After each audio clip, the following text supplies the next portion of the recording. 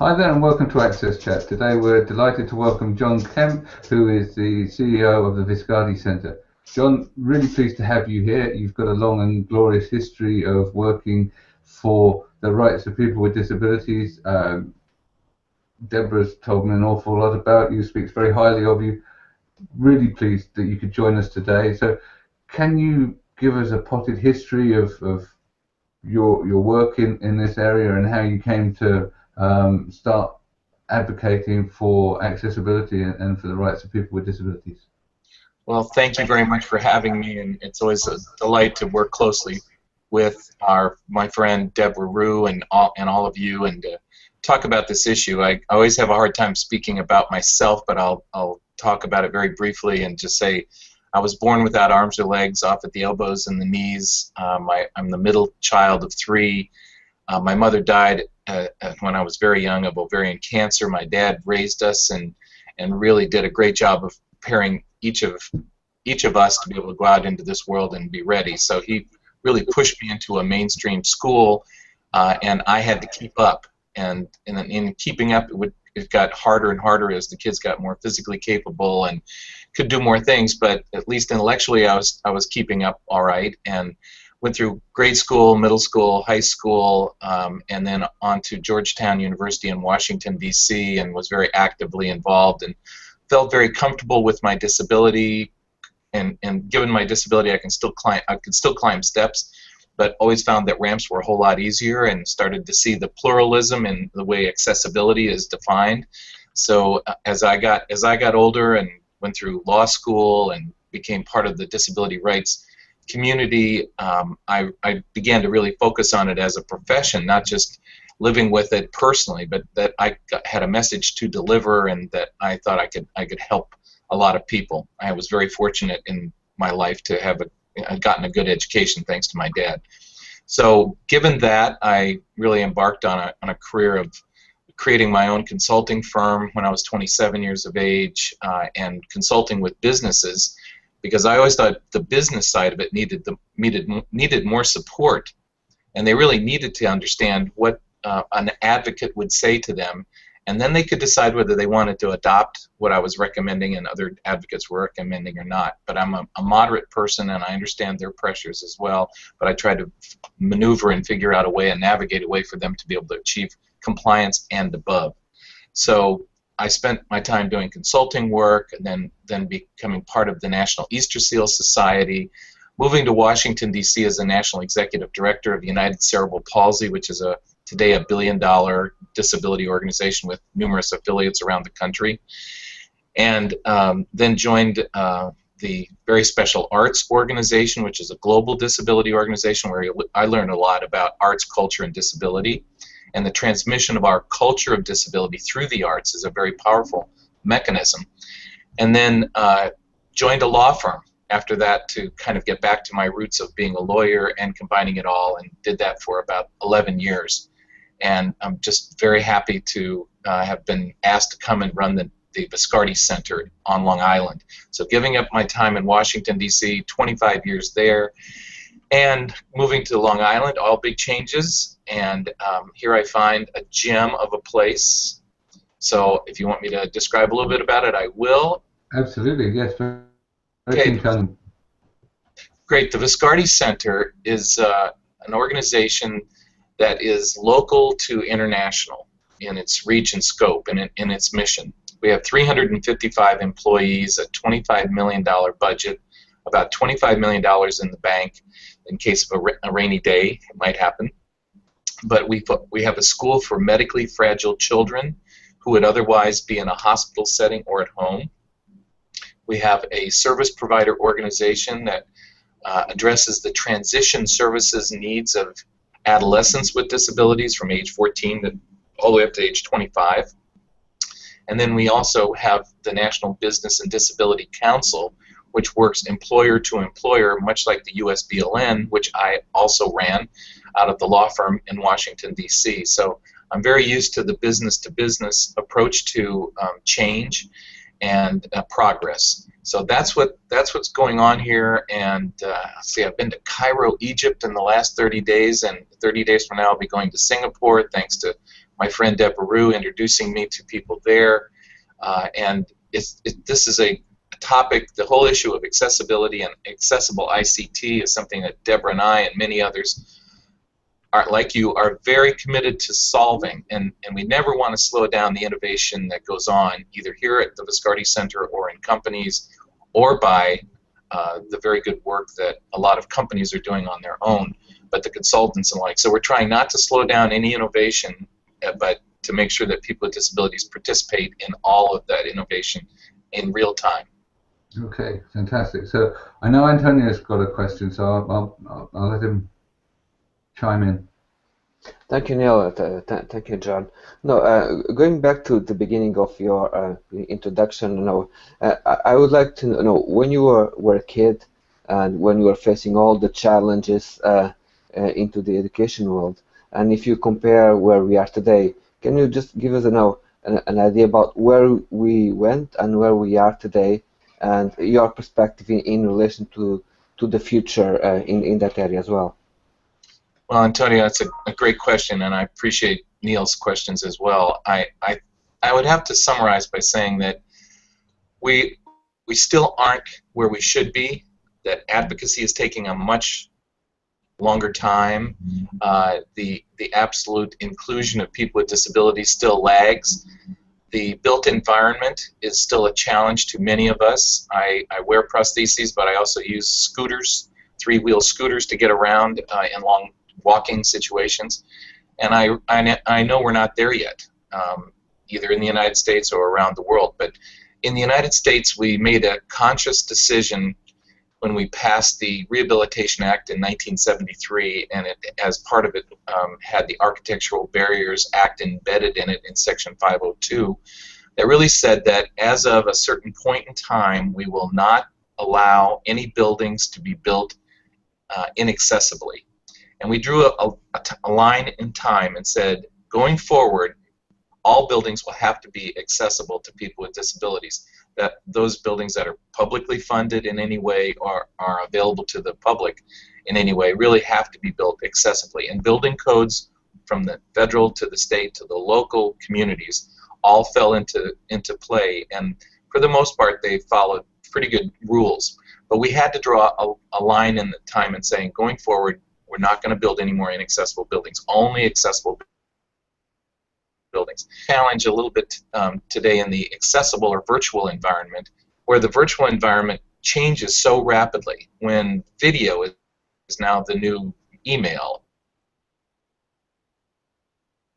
and of technologies that are really awesome. I mean, we love them, and yet at the same time we want to make sure that people with disabilities have the right to be able to participate them in real time. Just as the buildings today, the newer buildings today, are now built accessibly to who have physical disabilities or blindness or deafness, we really have to do the same and have the same kind of commitment to doing that. And so having, is access to the web and the internet a civil right in the United States? Is it a civil right like it is in the built environment?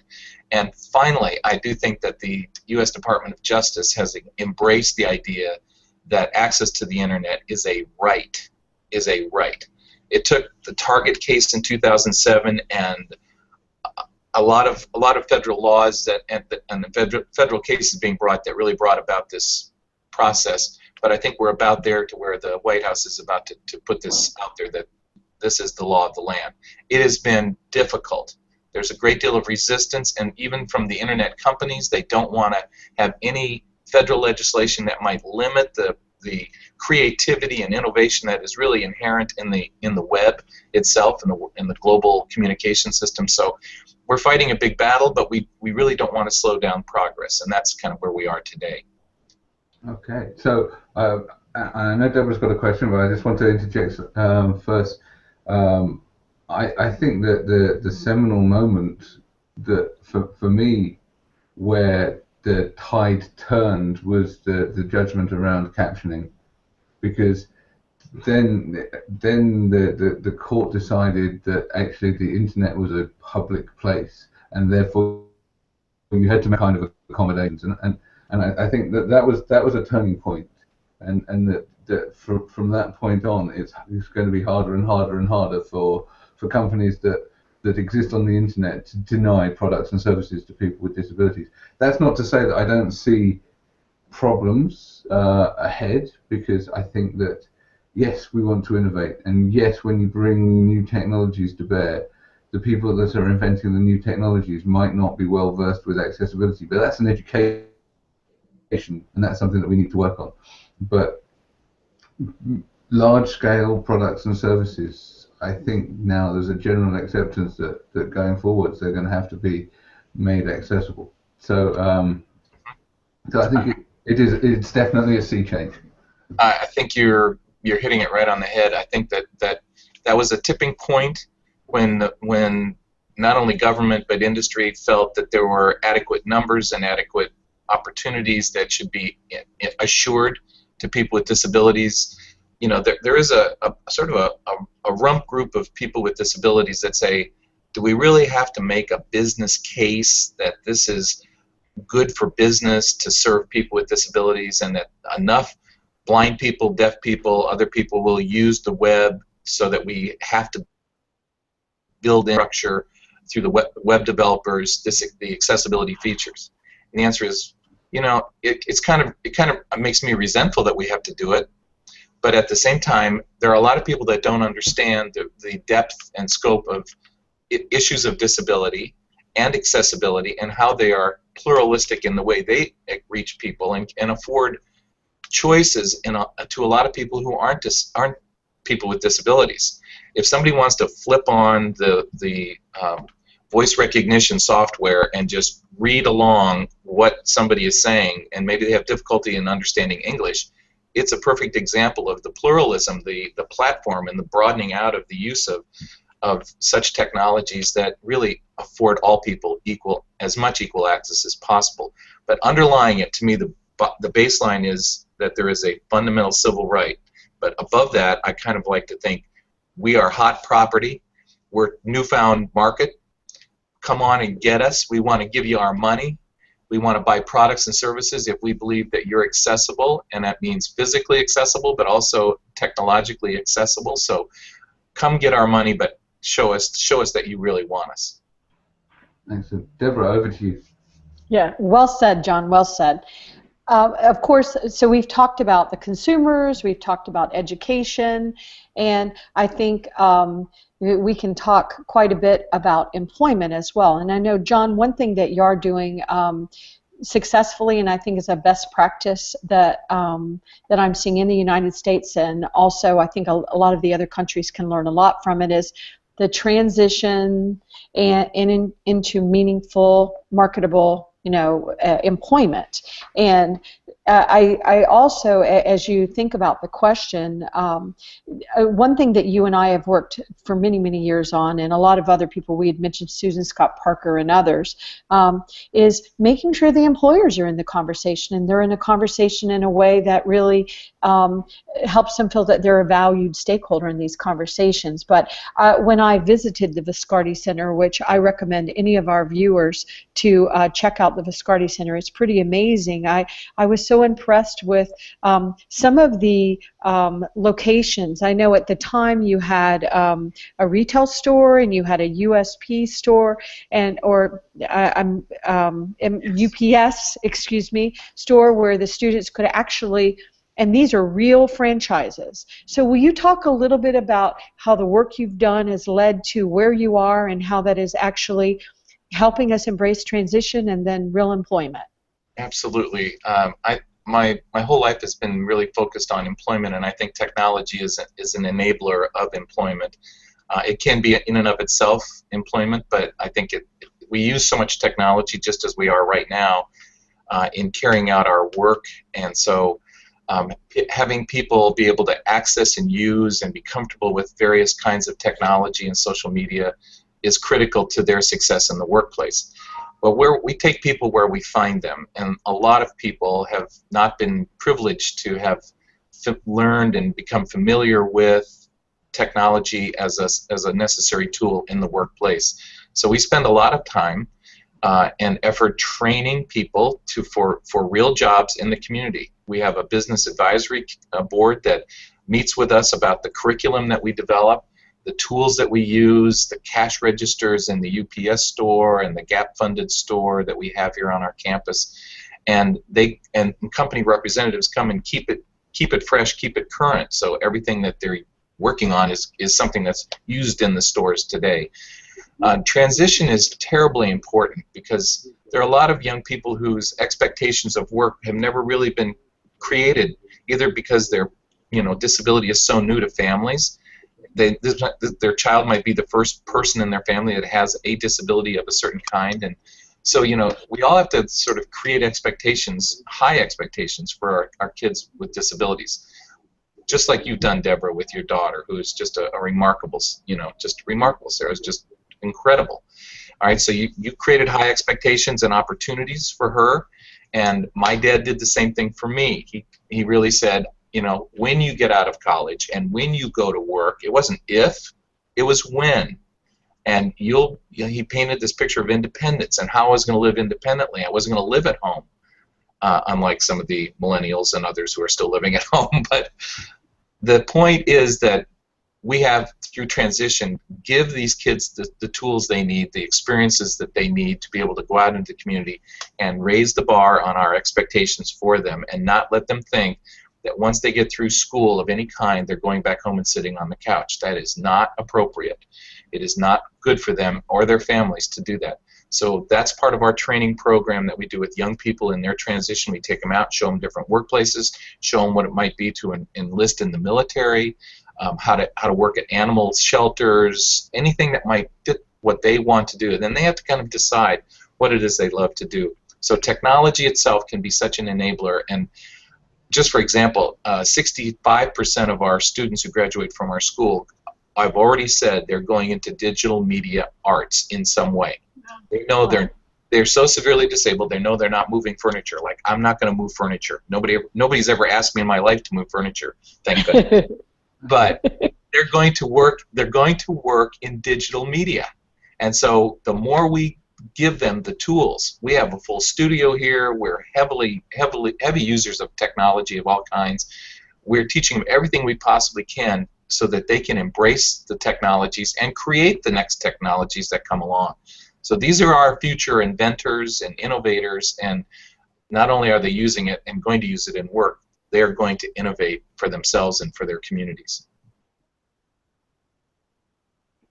John, I know that with the NBDC, you work with a lot of major corporations, and that they're very engaged in these conversations. And I wanted to give you the opportunity to give some of those major corporations some kudos for the efforts that are being made. So, do you want just to talk about some of the employers and corporations that you're working with at NBDC?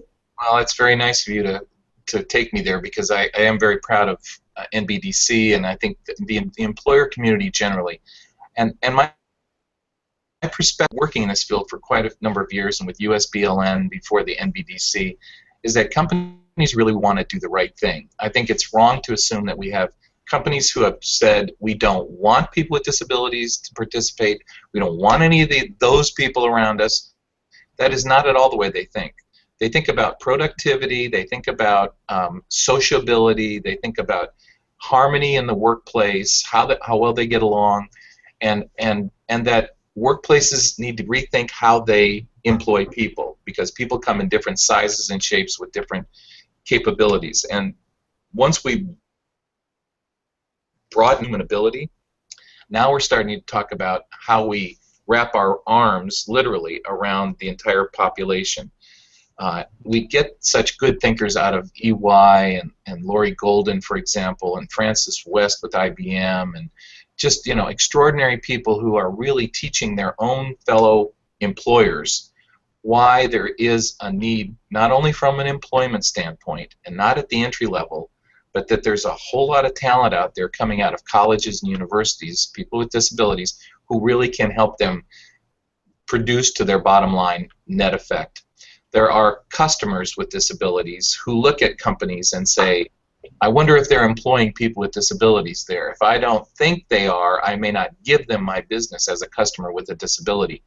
Banks have been very early on in this, and I think, you know, you get banks like SunTrust and JP Morgan Chase and a number of groups like that that really do think very broadly. Wells Fargo, extraordinary company. Kathy Martinez is there now, even leading to greater things. So banks are early adopters because they have such interaction with so many people on the front lines, and they know the value of a customer with a disability. And by the way, as people age into disability, a substantial amount, in my estimation, which I've done some mathematical formulas to create, is that about 40% of the net worth of people in the United States is controlled by people with disabilities. Now you think about, are we a valuable group to be talking to and designing and programming for?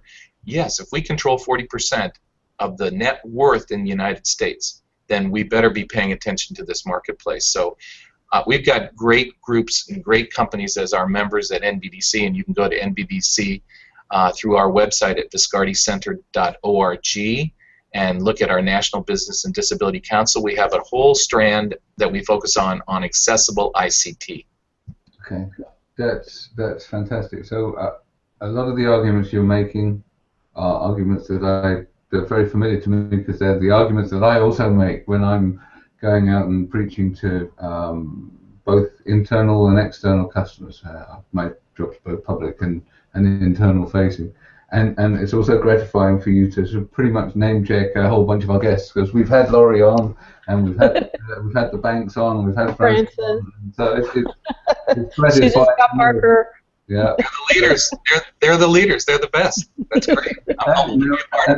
Yeah, and now we've got, so I think it's really important that we understand the value, and I think that the demographic megatrends that are happening throughout the globe are very, very significant. And it's when you start talking to the organizations, and organizations like mine that supply government, when you say, these are things that are concerning governments right now, and these are the people that are awarding the billion-dollar, multi-billion-dollar contracts, you really ought to be thinking about this stuff. And then you see the light bulb go on. We also, I think you mentioned about sort of the whole working environment. I think this is really important too.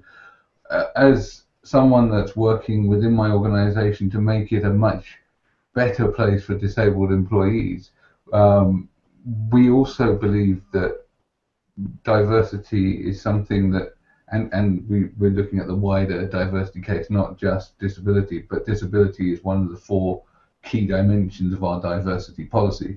Is that it drives performance. So we talk about from diversity to performance, to enable us to really key into people's minds that actually homogeneity isn't what's going to drive performance. That's going to drive groupthink, and actually the innovation that companies really value so highly comes from having a wide range of people with loads of different perspectives and abilities. So so I think that's a really important point to make, is that innovation comes from employing people that are different, and that businesses can really derive great value from this. It's just perfectly stated, Neil. Honestly, that's a perfect argument for it, and I do think that everyone benefits by having a diverse workforce. And if you don't think that the world is diverse, you're not looking out your car window or your living room, or you're not paying attention to who's shopping in the stores and in the aisles next to you. This world is very diverse today, and that's who we are, just part of the fabric of the world and America. So, right on. Well, absolutely, and in Europe too. So if you look at what's happening with all of the migration, what people forget is the underlying reasons why Angela Merkel is throwing open the doors, and that's because by 2050, I think it's 2050, their average age of their population is going to be 52 years old. So, and that's the median age. Right. So they've got to do something.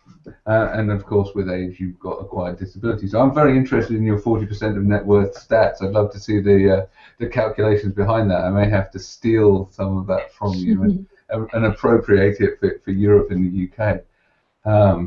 But that's really interesting. I can well believe it. At first you think, oh, that's incredulous, but then you think, well, most of the wealth is locked up in equity and everything else, and you see all of the stay-at-home kids and the millennials that are living with their parents. That's because the parents don't have the wealth, and it's not transferred, and they're living longer. That's exactly right. They age into disability, and they own a lot of property and stocks, and all the other things that go with it. You're understanding it correctly. Yeah. So So you talked about the Viscardi Center being international in scope. So can you just give us a bit more about that? Because obviously Antonio and I are coming from a different part of the world. So what do you do internationally, and other than tour with Debra?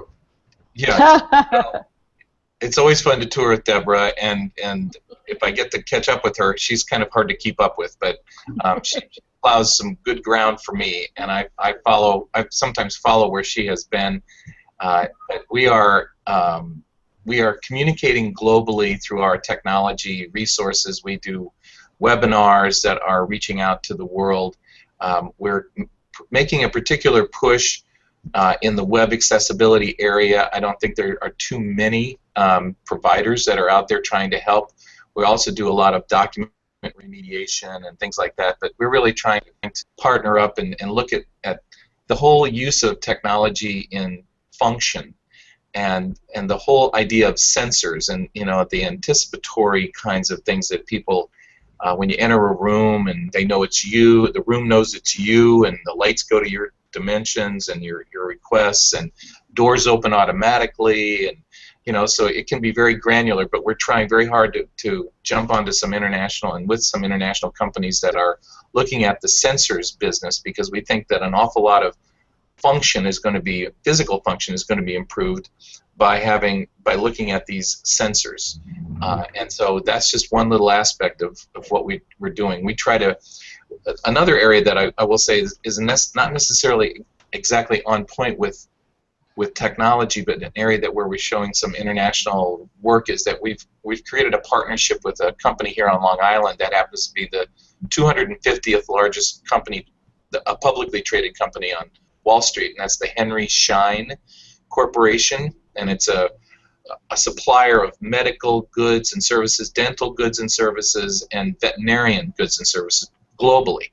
So it's this huge company, and what we found is that that people with disabilities, but almost all people, have better health when they have better oral health. And so people with disabilities, especially kids who are like at our school here, who have cerebral palsy and have a lot of difficulty taking care of their teeth, and lots of problems, have a lot of oral health problems, which translates as a gateway into the body, and so they have very severe complications, heart problems later in life, they die prematurely, they live not as good a quality of life. So we've partnered up with them to do an international conference here next year, and in the following year we'll partner with Shalva in Israel, so that we can have a here and there conference in 2017 and 2018 to really talk about oral health and people with disabilities. It sounds, and it's really for the whole public, but people don't understand how important oral health really is. Okay, so that's sparked off two questions in my head. The first is, I get the idea that it's a gateway for bacteria and other things to get into the body, but I'm wondering how much of the good oral health is also connected with the fact that if you take care of your oral health and you're going to the dentist, you are more likely then to also take care of yourself anyway and visit the doctor. And also dentists quite often spot illnesses that don't get picked up by the doctor because they're so I'm wondering whether there are a number of factors at play here. There are a number of factors, and one of them is in the U.S. the reimbursement rate for dental visits for kids with disabilities primarily, and people, just generally people with disabilities who are maybe impoverished of some kind, is so low and so inappropriate that many dentists refuse to see kids with disabilities, especially, I'll just say, kids with autism, and maybe on the have an autism spectrum, because many times it might take 4 or 5 or 6 different visits before a person with autism really gets comfortable with the setting, the lighting, the noises, the tools that the dentist is going to use. That dentist does not get reimbursed but for one visit. And that might take 5 or 6 visits, and they finally say, oh, I can't afford to see this person. Well, what happens to the person with autism who does not get appropriate dental care? So it's tied into the funding mechanisms, the insurance reimbursements, and all sorts of schemes that really need to be looked at in a much broader way. Okay. Debra, did you have another question?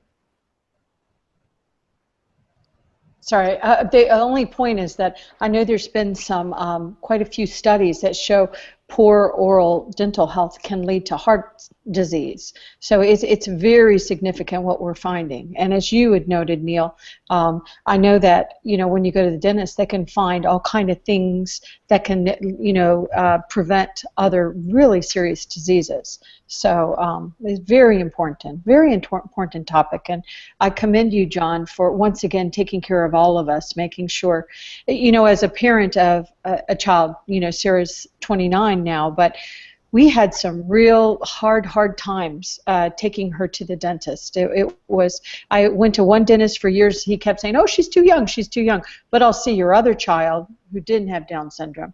And by the time I got her to a dentist, she had 7 cavities, and it was very traumatic for all of us. So that's just one tiny little snapshot of a family, and Sarah's 29 now. So right. It's a global problem. We will stream our conference globally. Excellent. We'll have accessible technology to do it. We will take questions back, and we will create videos that are available to you and to anybody that's listening as a result of this. So there is a technology overlay to the communication side of this that says the word has got to get out. Yes. When is that happening? Well, we have a planning conference in September, and we'll do it in the spring, probably in May of 2017, and then in Israel a year later in 2018. Excellent. I'll keep you informed, I promise. Yeah. We'll help you talk about it on social media. That would be great. You are the masters. So I'm going to channel my inner Antonio now and talk about the other thing that you alluded to, and that is the sensors and the Internet of Things, because I think that like you, I believe that there's an enormous amount of potential in this, and contextual-based accessibility is where we need to be going. It's all very well to have accessibility tools and assistive technology on your desktop computer, but you need it on your mobile, you need it wherever you are going to be if you're to live life to the fullest and to get the level playing field wherever you are, not just seated behind a desk. So what are you doing and who are you working with to look into this aspect? Well, the mobile part, we know that there are a couple of organizations that are looking at the continual review of mobile apps.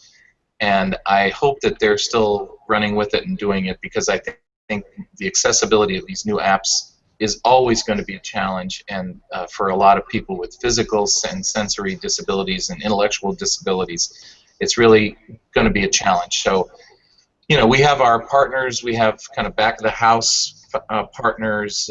Infinity Media is one of our behind the scenes partners that will assist us in doing much of this work. Debra and others who we know we would certainly want to partner with, but we are right now just exploring and using some of the companies like, Canon is a Japanese company that has all of its Americas operations are right here on Long Island, from North, Central, and South America.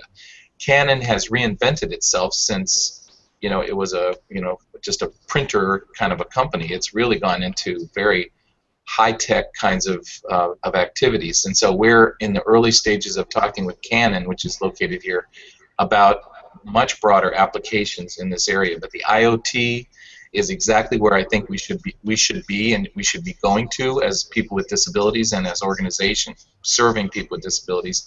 We are looking very closely at all aspects of it. The Amazon Alexa, the Echo is just the tip of the iceberg, I think, in how we can create accessibility of information and services and the like.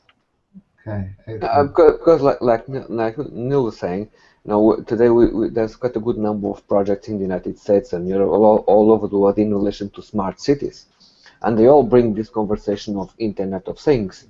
So building and making sure that there are accessibility requirements at that level can make the life of people with disabilities a lot easier if that goes forward. Right. I think part of our case that still has to be made is that we are a significant part. We can argue the civil rights kind of compliance floor level, but really what we try to talk about is this is good for everybody, and that when you talk about a population and we reach out to the margins, literally reach out to the margins of population, of not just economic margins, but the human factors, human capabilities margins, intellectual, physical, even emotional. We really have to expand the scope at which we're trying to grab people's attention, and also to ask them to serve these populations. But if they can reach to the margins and serve them, they catch everybody in between. And that means young people with disabilities, people who are not necessarily natural language users of the country they're in, seniors who are aging into disability and are in complete denial that they have disabilities. You'll have an 80, 90-year-old person who can hardly walk, and they'll say, that handicap parking spot is not for me. It's like, okay, not gonna argue with you.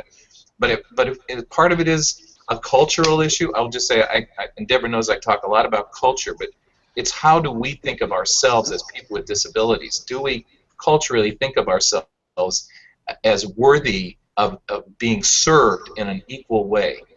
And I think people still perceive people with disabilities as sort of a step-down group that isn't quite up there and doesn't really, they kind of like stick out on the side, and they're hard to deal with, and it's kind of a pain. And we say, no, it's your mom, your dad, your brother, your sister, your child. It's everybody, and you can stop making that kind of an argument. You've got to reach to the widest sense possible. Yeah. Well said. I think that you hit on a perfect point for us to close. Thank you so much. It's been a great conversation. Delighted to have had you here today. So thank you very much, John, and we'll say goodbye. Neil, thank you very much, and Antonio, and to my dear friend Debra, thank you very, very much for this opportunity. Really enjoyed it. Thank you. Thank you, John. You were amazing.